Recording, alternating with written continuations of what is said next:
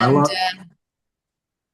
and this year it actually broke the Guinness World Record with over 65,000 attendees.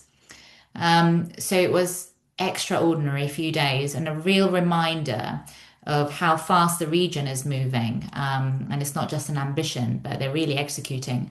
And on the panel, we discussed how media, technology, sustainability and leadership are now deeply interconnected. So Saudi's organizations are thinking long term. We're talking 10, 20, even 30 years ahead. And they're actively looking for partners who understand relationship led growth and not just quick wins. Um, and that's why platforms like the Global Chamber, certainly the London chapter, and the advisory work I do and some of our colleagues do are increasingly important. We don't just open doors, we really do help businesses understand how to stay in the room once the doors are open. Um, and talking of the Global Chamber, I'm really excited that we are expanding our London Board of Advisors, and our London chapter is ever so clear and aligned on our core pillars for conscious leadership, technology, digital transformation, and AI, of course. And I'm delighted to officially introduce Emeka Okaracha as the newest advisor to our London chapter board. Emeka brings deep expertise in digital transformation and strategic growth, as well as a strong experience in aviation infrastructure. His leadership is in perspective will be incredibly valuable, and we continue to strengthen our offerings and support to our members as the next level of expansion. So, Emeka, it would be really lovely if you could share a few words with us.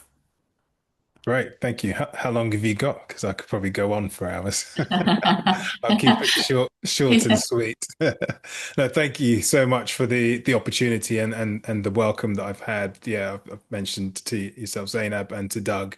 I think one of the things for me, and when Zainab asked me if I would join the advisory committee, was, what could I bring to the table? I didn't just want to come and be one of the people who would just sit on a board and not do anything.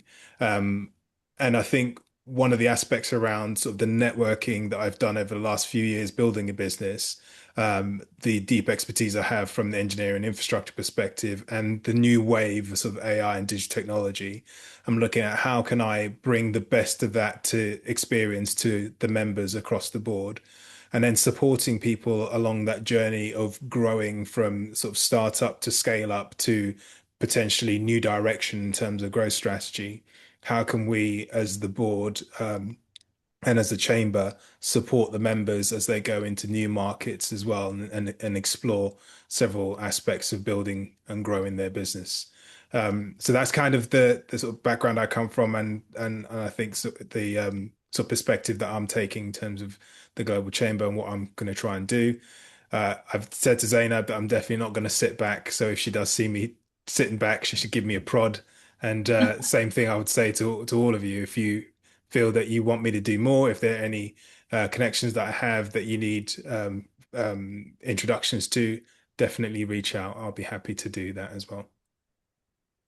Thank you so much, Emeka. No warning needed here. I've already got the wheels oiled, and I'm heading your way. So thank you. It's a pleasure to have you on board, and I'm Thank really, you. really excited to work with you and to showcase the work we will do in digital transformation as well. So thank you so much.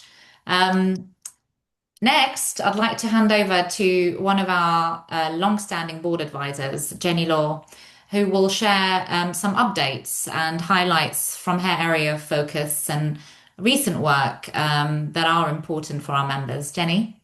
Go ahead, please. Hi, Thank you. Zainab. Thank you. Emeka, welcome. It's really nice to have you join us. Really looking forward to working with you and learning more about your experience. I understand Katie and Zainab told me about your aviation experience. I did an aviation case ages ago, so I will be no doubt talking your ear off about profit margins and all the odd things that happen in the aviation industry. Excellent. And I'll be after some gossip, so be prepared. Yeah, Um, sure. Looking forward to it. And so it's lovely to see you all here today. I recognize quite a few of you now, which is really nice to see. Zainab's just put me onto a spotlight and highlighted how grey my video is. I still haven't fixed my camera. Um, I won't bore everybody, but for those of you who haven't met me before, I sit on the London Chapter Advisory Board. I am a lawyer. So I am a dispute resolution expert. That's what I trained in. But over the years, my work has branched out, and now I'm more, I would describe myself more as of a commercial law expert with a dispute resolution focus. I work at a boutique law firm based in London. We're based in the city, up by Temple and Blackfriars. And I do a lot of work with international general counsel of corporations. So I see a lot of commercial contracts. I deal with a lot of supplier disputes, and deal with a lot of day-to-day business operations concerns and issues, which is something that I use to guide people. So for Global Chamber members, I'm always more than happy to have a quick word. And if I can't help you, I'm pretty sure I will know someone who can. And I can direct you in the right play direction. And even if, some of the members might say to me, I've been quoted X, is there something you can do? And if it's not something I can help with, I can at least tell our members whether the quote that they have been given is reasonable or not, and to just highlight some issues that they need to think about when they're talking to lawyers, or whether something is important and they can, that they do need to speak to someone, or whether it's something that they could probably chat GPT quite happily. I'll be very honest with our members. And it's been a really busy time for the Global Chamber, especially with the handover from Katie to Zainab. And we've had lots of exciting events. I have to be honest, Zainab, I've lost track about half of these events, whether they've been, late last year or whether early this year. All I can think about it, all I remember is that there have been lots and lots of Global Chamber, really exciting and fun Global Chamber events to be involved in. We've had probably 3 or 4 roundtables. We've got another roundtable coming up in 2 weeks' time, which Zainab will no doubt talk about, which is an innovation roundtable. I'm super excited because we will be able to meet lots of different sectors and individuals. And in fact, I received the most funny inquiry from Zainab last week asking about the electricity supply to the meeting room because the guest speaker is going to bring a motor for demonstration. So if that doesn't encourage you to turn up to this roundtable, I don't know what would. We're very Um, detailed. I can't wait. I have this image that this truck is going to pull up outside our offices with a giant engine that I'm going to somehow guide into the meeting room. It's going to blow out the power to the whole building. I'm so excited. Um, you know, it is it is a very dynamic group of people. I have learnt so much just being on the advisory board and talking to our members. And I hope that if you are not a member already, that you join us. And if you are a member, I hope that we're able to help and give you some guidance and offer our expertise. And I will offer the same comment that Emeka made earlier, which is I hope to be an active member of the board. And if I'm not, if I can do anything else to assist or do more to assist, please just let me know. Thank you so much, Jenny. And yes, we have had very unique questions come our way for organizing roundtables and events. And since we've mentioned the roundtable, it is a sustainability thought leadership roundtable, which we're organizing. And what we like to do on those roundtable is they are private invitations only because we like to sit people in the room who will actually benefit the client, the member, but also themselves. So we very much handpick the right people for those roundtables, and I'm really really excited to share the results of that once we have them. It is a sustainability motor that will save a lot of energy and a lot of money too. But yeah, so moving on. Again, thank you, Jenny. I'm always very proud to sit alongside you on the London chapter and growing it together. So thank you so much for that. And I'm gonna move on to a members highlight before we go on to our main speaker of the day, Ola. I'd love to highlight Mark Ortman. Hello, Mark. I'd love to know some insights and some inspiration on the work that you're doing. And I know you've got Qatar coming up, super exciting in September. So I'd love for you to tell us a little bit more about that. Great, thank you. Hi, everybody. I am the chair of something called the Global Entrepreneurship Network for the UK. And our organization, some of you will know, started back in 2008, starting as a campaign called Global Entrepreneurship Week, which we continue to celebrate every November. Some of you may have attended GW events, as we call them. And that is active now, the network in 200 countries, so pretty much everywhere. You mentioned we've got an event coming up in fact, we've got a double bill in September. And I think from about the middle of September, we have something called the Global Entrepreneurship Congress Plus, or GEC Plus, which is taking place in Cape Town for anybody interested in Africa.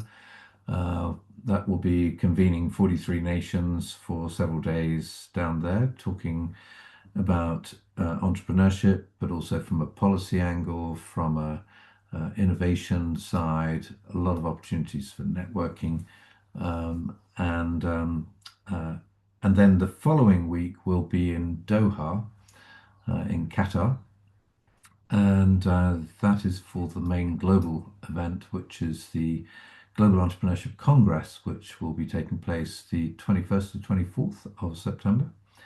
And you're very welcome to join us there. I'll be leading a UK delegation. Um, so what is the Congress? Well, it's about 4 days long, although some people extend it a little bit front and end, depending on where in the world we go. And it brings together ecosystem players, very similar to the Africa event the week before, but in this case be truly global. And so typically, so last year, for example, we were based in Indianapolis, in Indiana, and we had about 3,500 people from 150 countries. So it gives you an idea of the spread and the scale of it. So we had some rock star entrepreneurs, we had ministers, we have a kind of what I call a Davos for entrepreneurship. So we gather about 30 or 40 ministers from different countries who sit around a very, very large round table and share and collaborate. And it's a wonderful thing to see in this rather uncertain world, to see some harmony going on. And indeed, between all the delegates, everybody leaves their politics and troubles at the door, and entrepreneurship rises above any of those things. And so it's an opportunity to learn, to discover, to share, to collaborate, and so on. So the UK delegation last year, I think we were around 50. We're hoping to exceed about 70 this year. And that's a great opportunity if you would like to connect with other UK players, either in the ecosystem, academia, policy, all sorts of areas. And one of the advantages is there is a $400 registration, but we can waive that with a code if you are part of the UK delegation. So if you can claim your way to be somehow part of the UK scene, wherever you are geographically, we'll welcome you in, and you can join the team. So 21st, 24th of September, flights and hotels not included. I'll put some links in the chat should you want to know more, but that just gives you an idea as to what's coming up. Thank you so much, Mark. It's so exciting. The work that you do is ever so inspiring. Thank you so much for sharing that. And Qatar is on to very exciting things as part of the GCC conglomerates. And if you are interested in doing business there, expanding your business, your network, I would highly recommend getting in touch with Mark and hopefully join the delegation. It sounds quite nice that you'd be able to waive that fee as well. So thank you so much. Now, I'm very excited to introduce our main speaker for the session today, Ola Malade, a transformation coach and a strategist who works across the UK and Africa, helping organizations scale, lead with change, and expand with impact. Ola has been instrumental in guiding leaders and organizations in their UK to Africa expansion journey, focusing on strategic growth, cultural intelligence, and sustainable impact. And her work bridges markets, leveraging relationships, leadership mindset. And so today she's going to share her insights on transformation and strategic growth. And actually, I'm just going to stop right here and I'm going to hand it over to Ola. So welcome, Ola. Thank you. Thanks so much, Zainab. Lovely to be here. Been to a few of these and really enjoy it. Yeah, today I am wearing my Melanin Rich hat on, which is a community that works across Africa, building partnerships, building opportunities for organizations that are based in Africa, but also for organizations that want to go into Africa. And my goal today is to give you a bit of an oversight into what options there might be for you if you're considering going into Africa, and also some of the areas that you might want to just be particularly careful about as you make that journey and start to develop your growth on the continent. I guess the first thing to probably say is that it's the way they used to say that the land, the streets are paved with gold. It's possibly a little bit like that, obviously not in the real sense, but in terms of having the population growth, having the GDP growth across the continent, having the natural resources, all of that is there and up for grabs. Currently, 6 of the world's 10 fastest growing organizations are situated in Africa. Basically, Africa has the youngest demographic and the skill base is growing exponentially. And what Africa is most known for, sort of mineral reserves, we've got 30% of those on the continent. So there's a fair bit in terms of, things that would draw people onto the continent. But beyond that, though, there are a lot of support that started to be put in place now that will help organizations to actually make their mark and ease that transition into Africa. One of the most important things that has been put in place is something called the African Continental Free Trade Area. And that means that if you go into one country, you are provided with almost seamless access across the continent because tariffs have been eliminated. A lot of the rules and regulations have been harmonized or are being harmonized so that you can actually gain that sort of access and not necessarily have to go into every single one individually. That said, obviously, depending on what it is you offer, there may be some customizations that you need to do, but you do that anywhere anyway. There's also a lot of support right here in the UK from organizations like UK Trade Finance, and on the continent from banks like the African Development Bank. And these organizations, particularly if you're dealing in goods as opposed to services, can help mitigate the risk of selling into Africa. So there's a lot of support there. There are also obviously local programs that work with people that want to come into Africa. There's global chamber, because you can find partners in the right country of global chamber. My organization, Millennium Rich, actually helps facilitate that as well. But of course, there are other international firms that do exactly the same thing as well. Okay, oops, gone too far.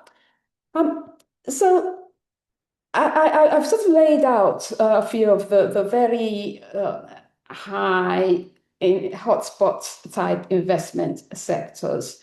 But the reality is, if you've got something that has been developed to support businesses or consumers, you will find a market across Africa, because there is so much variety, there's so much intense thirst to grow and to grow quickly.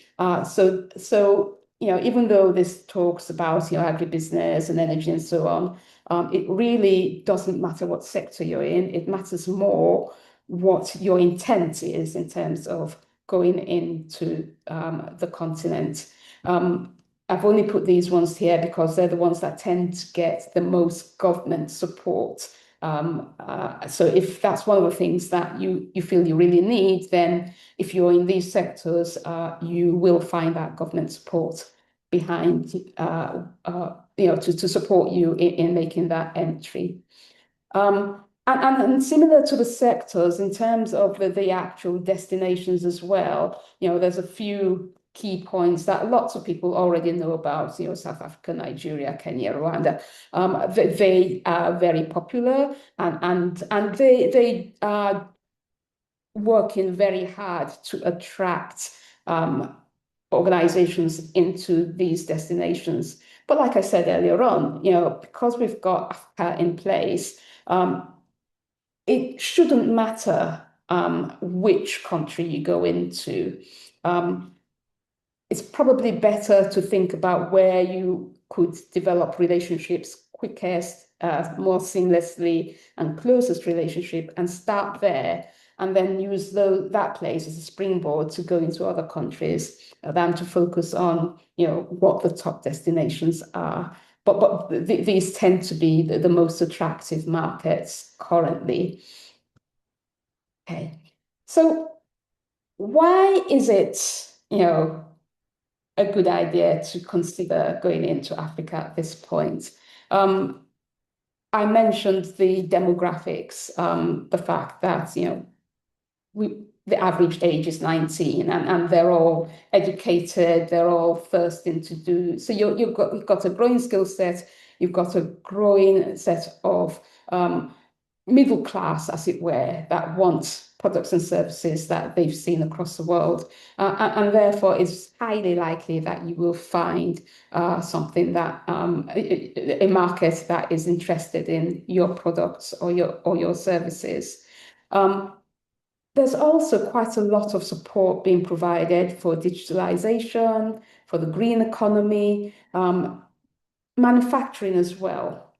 So those are key areas where you can grow. And of course, the services then come alongside them, the training services, the consultancy services, the health services, all of these, education even, come and support some of these more sort of established sectors to grow. So I guess what I'm saying is, a rising tide will lift all boats. Hence, looking at getting into the continent. That said, there are things you need to watch out for. For me, the main thing is the infrastructure.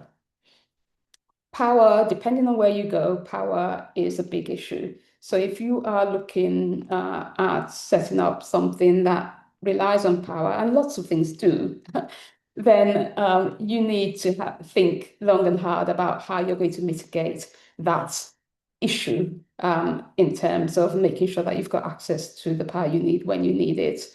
Logistics, depending on what it is you do and whether you need to move goods around, again, that can be challenging in some places. You know, the road and rail infrastructure is not as developed as it is here. Therefore, those are things that you need to think about and perhaps price for carefully as you consider going in. Currency risk. Inflation can be quite high. Currencies fluctuate wildly. So you do need to be very much on top of, how you decide to manage your money and where you want to keep it. And there are rules and regulations about what you can take out and when you can take it out. So these are things where advice is definitely needed. And the top one on my screen at the moment, talks about regulatory complexity. Yeah, I'd say it can be more tedious than you'd find here. And although lots of lots of countries are moving everything online, it's not all online yet. And therefore, it can be quite slow. So do be patient, do allow time, because things might not happen as quickly as you would have expected if you're sort of comparing it to what you would be able to do in the UK, for instance. Also, in terms of getting the right people, there are very good, very able people, but they are demanding and getting the right compensation for their abilities. So, assuming that you will get very cheap resource might be an invalid assumption.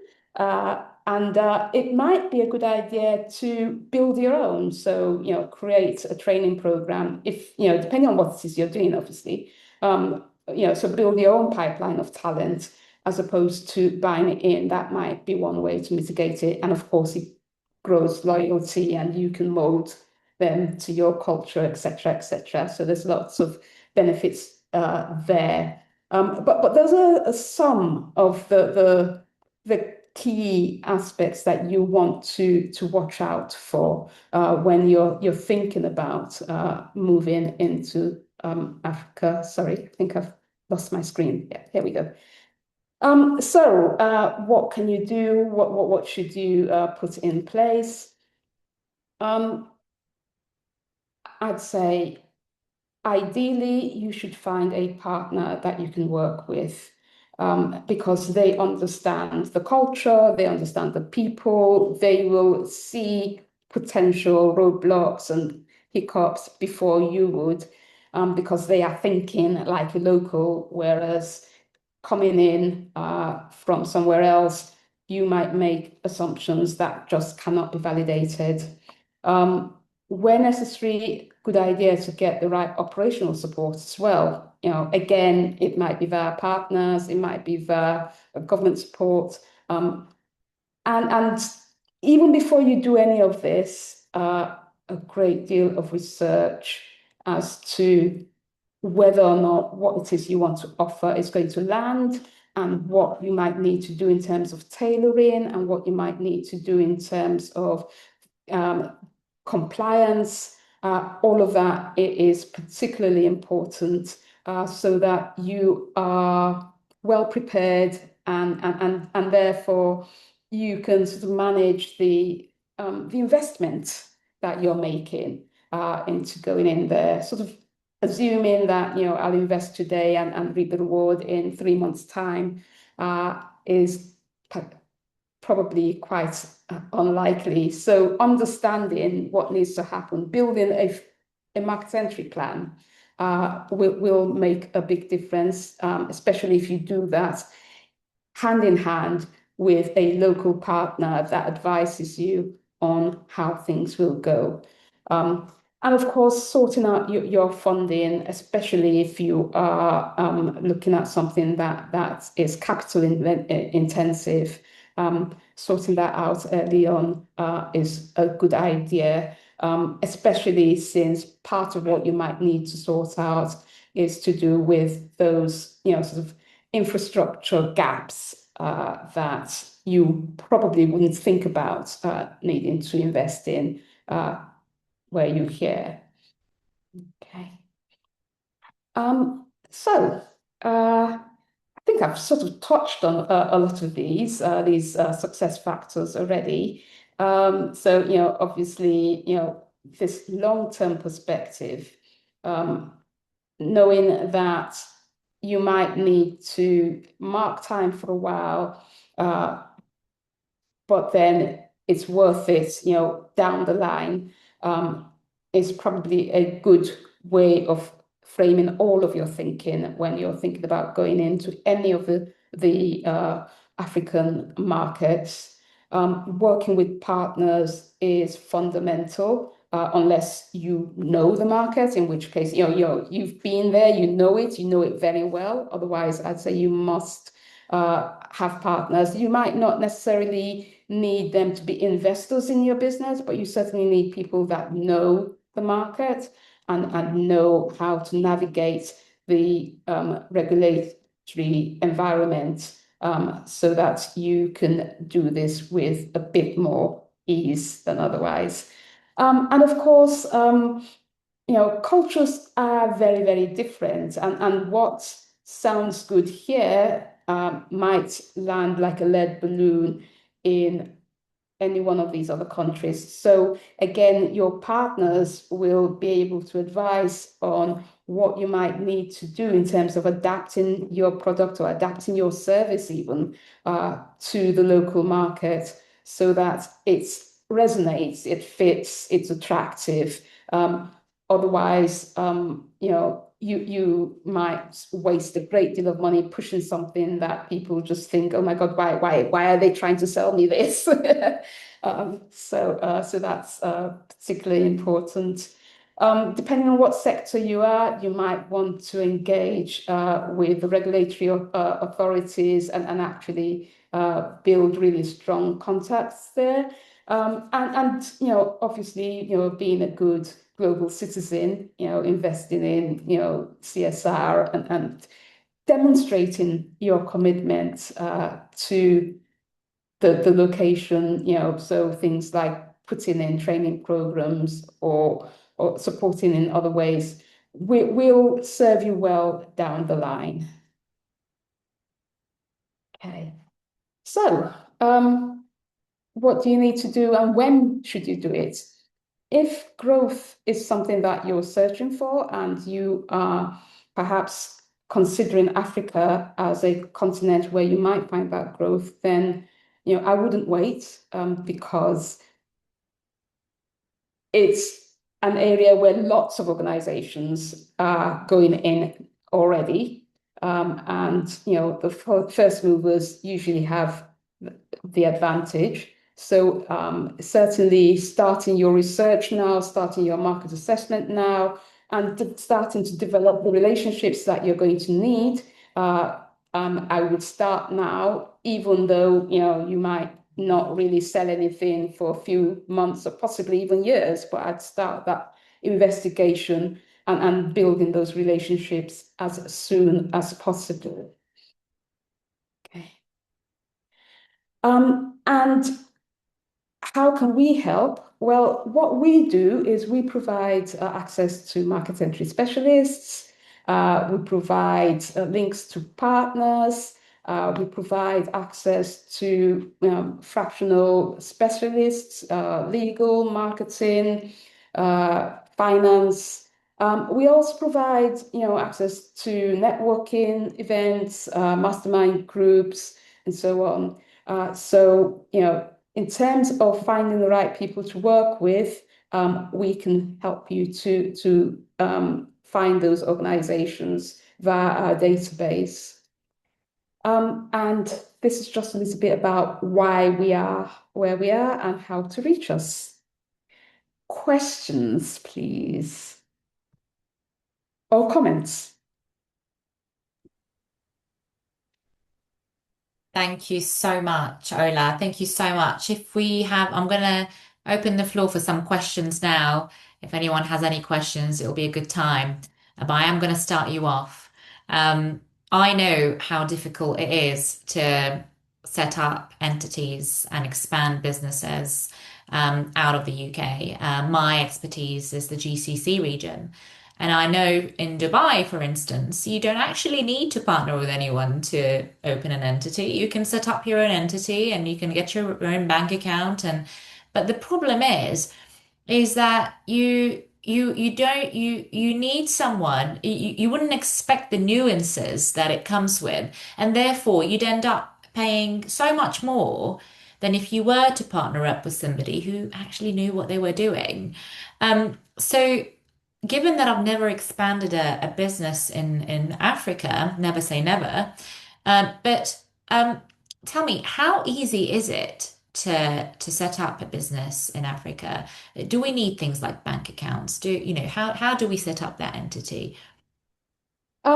Yes, you definitely need bank accounts. I'd also recommend getting a local legal representative who can advise on the regulatory and compliance side, depending on what sector you're in. You I think assuming that you can just log on to a bank's website and set up an account without, sort of in a lot of instances presenting physically to go through the KYC aspects and providing quite a lot of information about yourself, your organization, and being treated as an overseas client is very different to being treated as a local client. And therefore, like you said, you could end up spending a lot more than if somebody local were actually providing you with the guidance to actually get set up. So absolutely, yeah.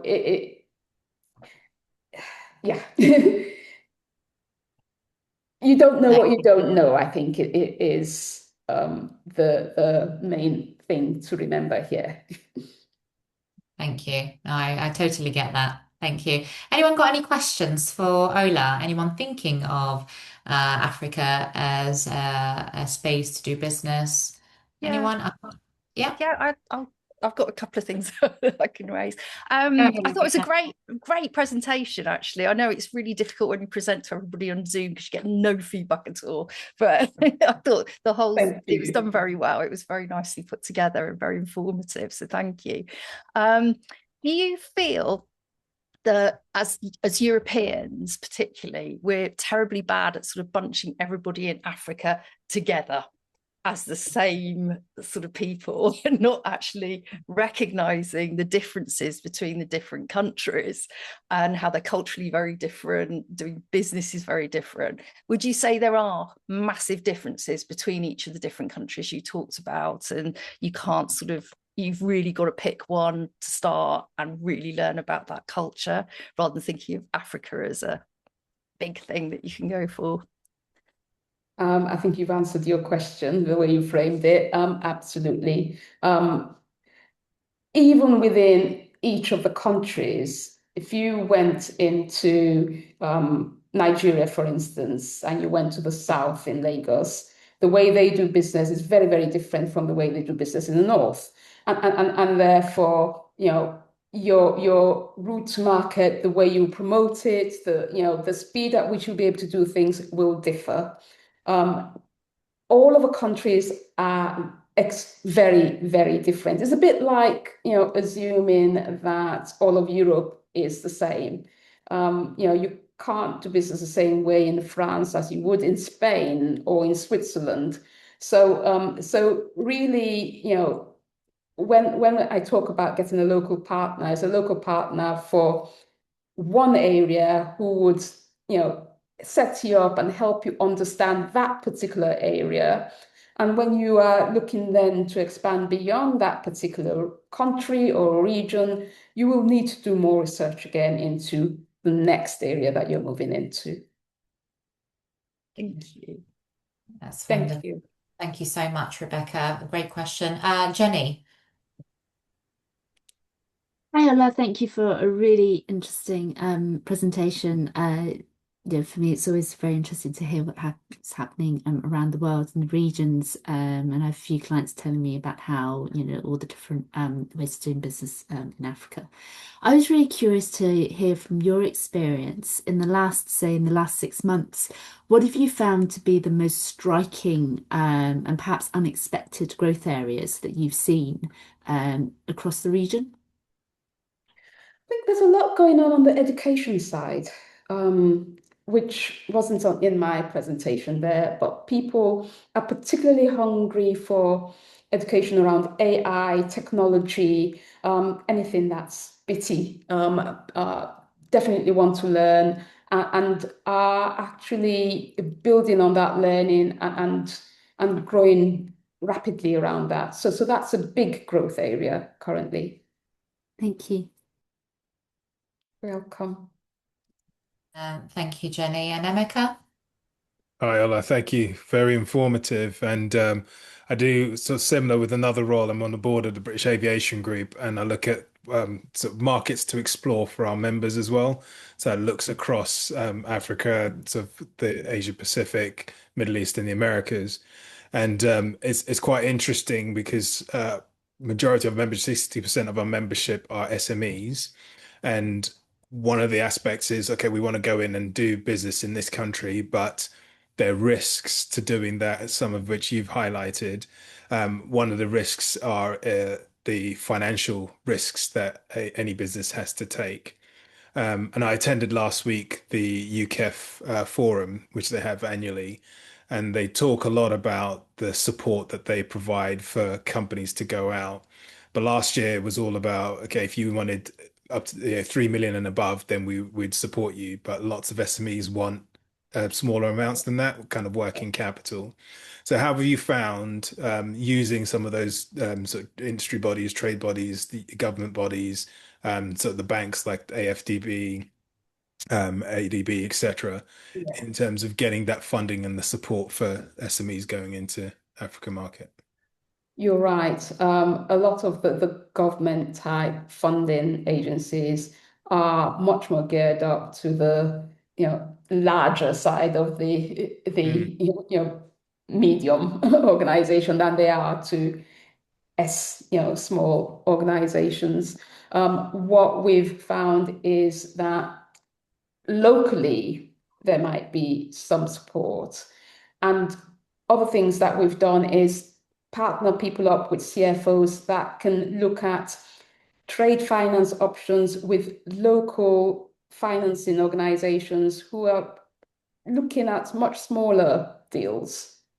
mm. So if what they need is asset finance or perhaps trade finance, it's possible to get much more what's the word? Yeah, much more attractive deals on a smaller scale by looking at the local offering than trying to do it from here. Yeah. Okay, and how, so if I may follow up question with that, that's something I haven't really heard that was easy for UK companies or any companies outside the continent to be able to explore. So how do we sort of find out about those opportunities and what is the success rate? I can imagine an SME who's only done business outside the continent of Africa before going in and saying, right, I need a loan of X amount of, Yeah. thousands of Yeah. dollars. What's the success rate Yeah, like? it's not direct, and this is a particular area where working with partners makes a big difference. Mm, Turning up and saying, I'm about to start a business here in, Ghana or wherever, and I need a loan, is unlikely to work. mm, However, if you come along with, the CFO that's helped you to prepare this, and they are local, and they perhaps point out the partnerships and the firms that you're going to trade with, and those firms that you're trading with are then backing you. All of a sudden, you've got a mm. different story to tell, and on the back of the organizations that you're trading with, you look a lot more attractive than turning up and saying, "I need a loan." Yeah, Yeah, sure. yeah. Mm. Thank you. Thank you, Emeka. And so it seems to me more and more sort of necessary to set up an entity in Africa or any of the sort of in the countries in Africa in order to expand and excel. I know from the GCC perspective, you'd need to set up an entity there to grow.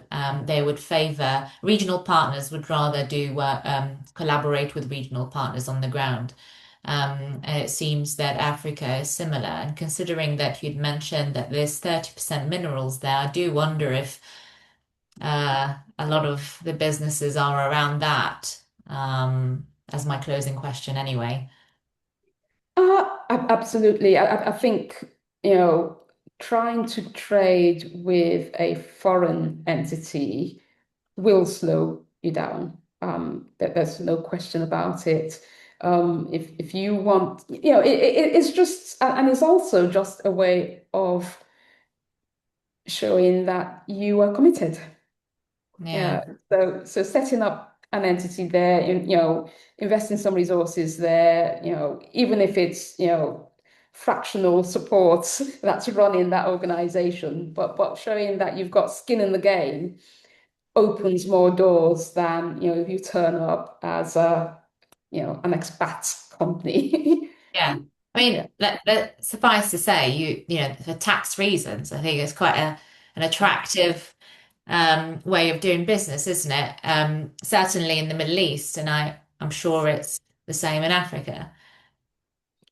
absolutely. Yeah. And there's free trade zones, dotted all over the place. So you can set up in those free trade zones in order to manage the tax affairs. And there's very good tax support as well. Again, but they have to be the local tax experts. It goes without saying. Yeah. That's wonderful. Thank you so much, Ola. I found that extremely informative personally, and I think Africa is definitely a space where a lot more business is growing. It's certainly to have it's certainly beneficial to have your expertise in this. Thank you so much for sharing, and we will share your slides if that's okay Absolutely. with Yes. our members and for those who'd requested it. Um, and really, thank you to everyone for joining us. We hope you found the session valuable, as usual, energizing, and there has been plenty of practical insights. And as always, if you'd like to continue conversations or follow up on anything that was discussed today, please reach out to us, Sola, Emeka, Jenny, Mark, and everyone else who joined us today. And we're here to support you. And enjoy the rest of your day. And we look forward to seeing you all in our next UK monthly meetup. Thank you. Thank you, Zainab. Thank you. Thank you, Zainab. Thanks, everyone. Thank you. Take Thanks care. all. See you soon. Bye. Thank you.